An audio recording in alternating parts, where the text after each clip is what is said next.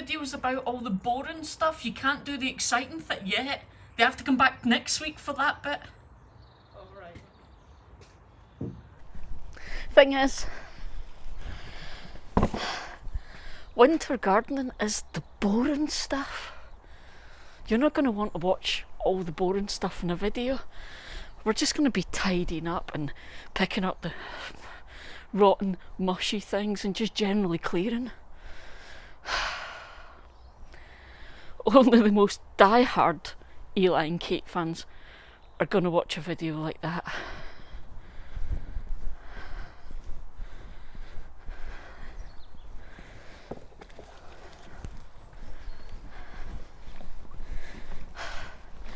And even out of them, small percentage of them would click the like button and comment on this video, kind of like these guys. But you know, maybe if you stick with it, there might be something slightly more interesting at the end.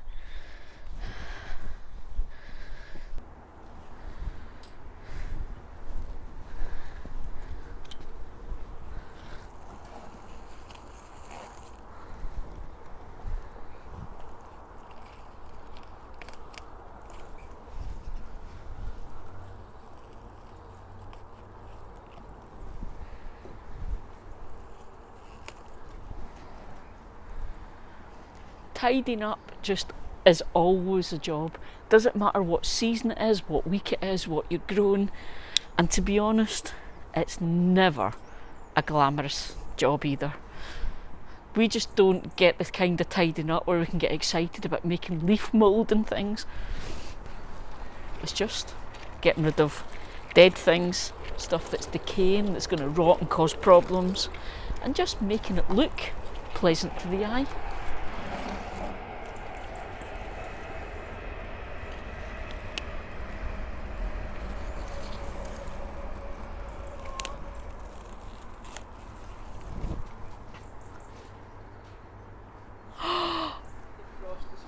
Oh no.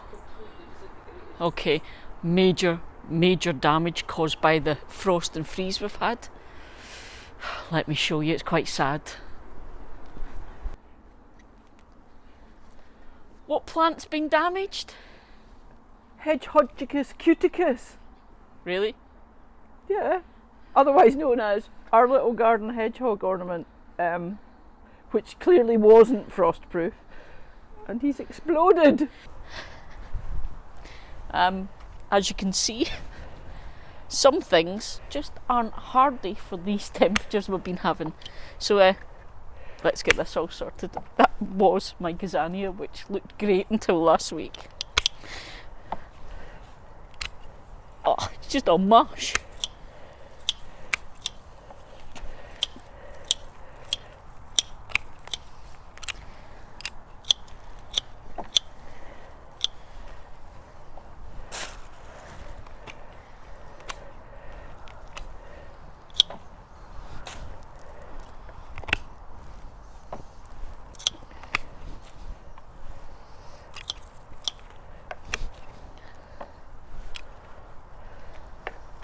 Now here's a good point. Just because the leaves are all mushy and damaged by the frost and the freeze doesn't mean the plant will be. So you have to know the plants in your garden and whether they survive the temperatures in your area. These, nah. For a start, just now I can see all the stems have all gone as mushy as the leaves. So, you know, this is a goner. But I know these plants don't survive the winter in my garden. So I would be digging it out anyway, even if it hadn't been so badly damaged. But there are other plants that will survive. For instance, this Rudbeckia, I can cut him right down, mulch over it, and it'll survive the winter, usually, and come back next year.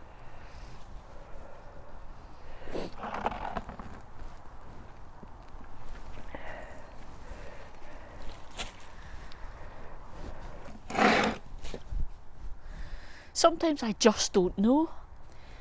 Bidens shouldn't be hardy in our garden, but some of them are looking absolutely fine. Some of them look a bit bare like this, in which case I'm going to experiment and see. I'm going to cut this one right down and leave it. I'll put a label in so we can keep an eye, and I'll see if it comes back next year. Because, you know, they're perennial in other people's areas.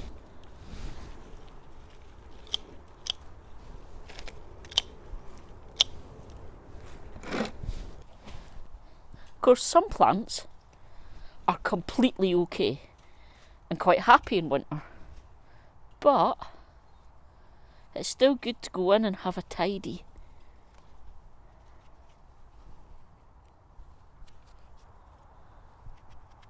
So one issue we have is the wet. So even though these cyclamen are completely fine in winter in our garden, sometimes the spent flowers and some of the leaves that are on the ground can get a bit icky and rotty because it's so wet. So we tidy them up so we don't end up with fungus or rotten stuff for the slugs to come and eat.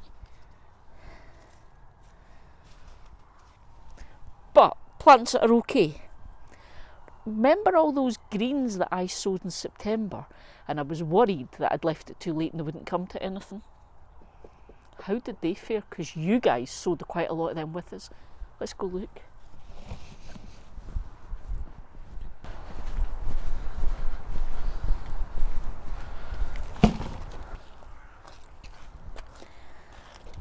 Pak choy. So this bed at the minute just has these pak choy, and there's a rhubarb here that I transplanted a few weeks ago because it was over there. But they look okay, don't they? Apart from they're well nibbled. This is a major issue we have, is anything like this that we put in a bed will get nibbled. Weed.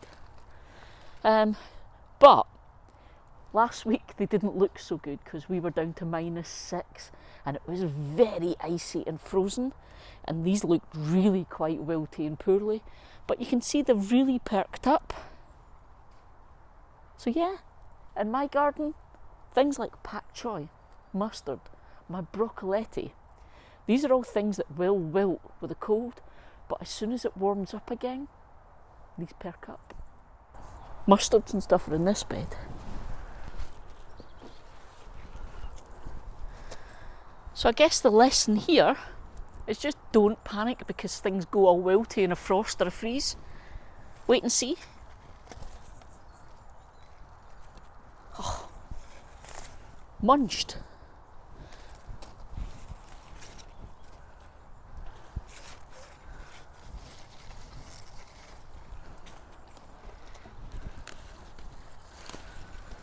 But same rules apply though.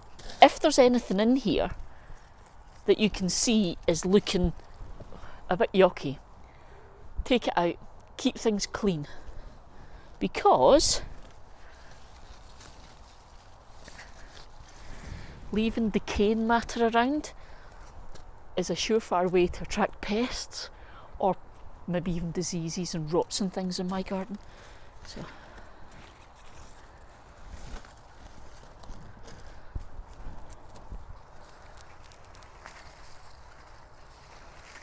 oops, be careful, whole plant.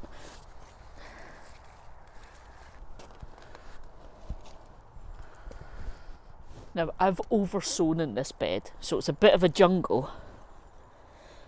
It would be better if there was more space between the plants to let light and air through, and it would help prevent some of the yucky stuff happening, but hey, I got a bit overexcited.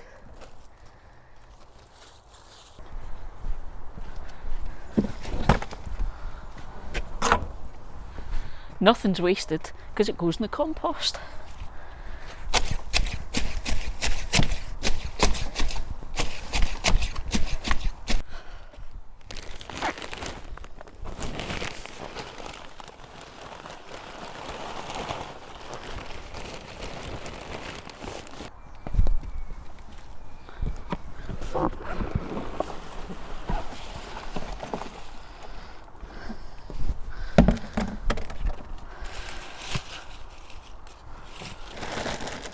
It's always really handy to have some pre-shredded paper. I don't think you guys have seen the fence bed since Kate tidied it up. It looks quite different if you haven't. We had a lot of crocosmia in here, which were huge, big, tall sort of grass blades, because the flowers on them had passed. And it's great, and it provides height and structure, and it was filling the bed up. But they're gone now because they die back. The leaves had all gone brown. So Kate's cut all that back and just had a bit of a tidy up, and it does make a huge difference. We've got a job we're going to do in here, so I need to do a little bit of explorative surgery so we can get prepped for that. So these two skimmia, which you can see here, skimmia, I absolutely adore these plants, but they've just, the last 2 years have been just looking really poorly. We've been doing hard pruning, getting rid of all the dead and dying stuff in the hope it would spur them back. They're just looking awful, so we're going to take them out. I'm going to see if I can rescue them though, because I just can't not. So we're going to take them out, and I'm going to really hard prune them and put them in pots, and we'll just see. Might not work, we'll just see. And then we've got plans for this bit, so that's next.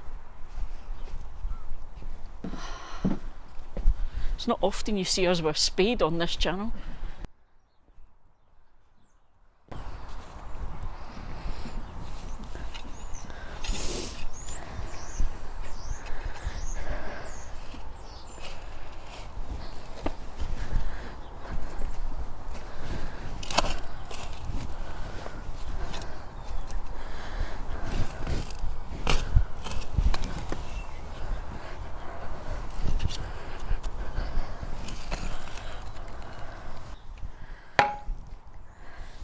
All I'm doing is going around, and I can feel, I'm not going really, really hard, I'm feeling for where the root mass is of this, to see how easy it's going to be to lift. It feels like quite a lot of it is at the back, which makes sense because this bed was actually much narrower at first. We extended it a few years ago, and when we first planted things they would have been further back. Plus this is a whole new fence since then, and it's a much thicker fence, so of course it's going to be a few inches this way. So there may be root mass actually under the fence. We'll just have to see. But the best tool for lifting is the fork once you've just loosened things up, because it's not a cutting tool, and it's take your time.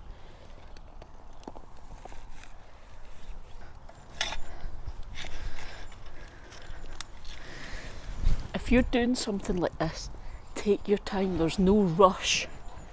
The urge is to try and pull it, to get it out of there really easily and quickly. Try not to, because when you pull too hard like that, you'll actually break the roots. And you want to get out as much of it as you can.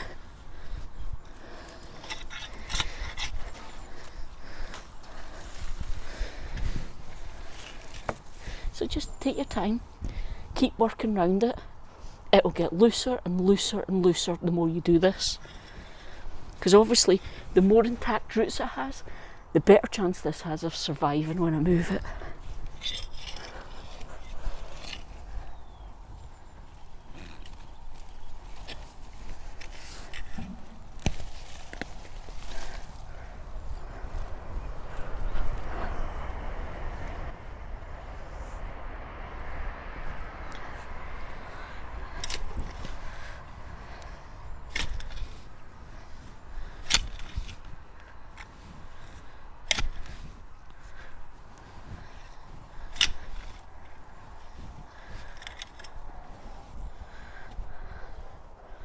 One done, that wasn't too bad at all.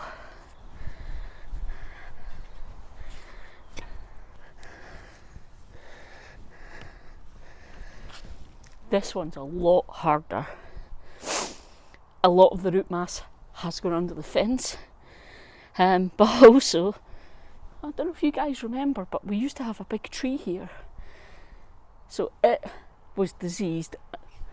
So it got damaged and rot set in, and eventually it collapsed. It fell over in a storm.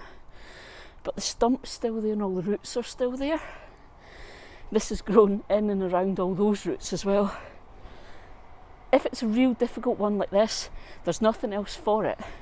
You have to get in and rummage around, find those really troublesome roots, and I'm going to have to snip them.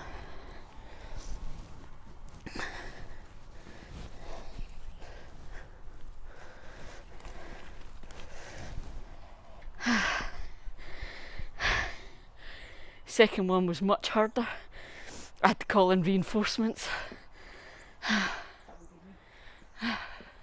It took two of us, one on either side. But yeah. Wow. I'm going to take you over there and let you see. Wow. Thinking back. How far back do you want me to think? Well, that's what I'm going to say. When do you think this bed looked its fullest, its most amazing ever? Earlier on this summer. Yeah. Apart from the skimmias, which were a bit thin. Yeah. So if I say, what, end of August? Yeah, let's probably from June till August. So let's cut in. I'm pretty sure there's a clip of me skipping along this path somewhere. And then this is what it looks like now. But we have plans. Cunning plans, my lord. Yeah, so a lot got rained off yesterday. We only got a half day in the garden, but there are still some really exciting things coming to do with the fence bed and even this bed. So, you know, we'll maybe get that in next week's video for you then.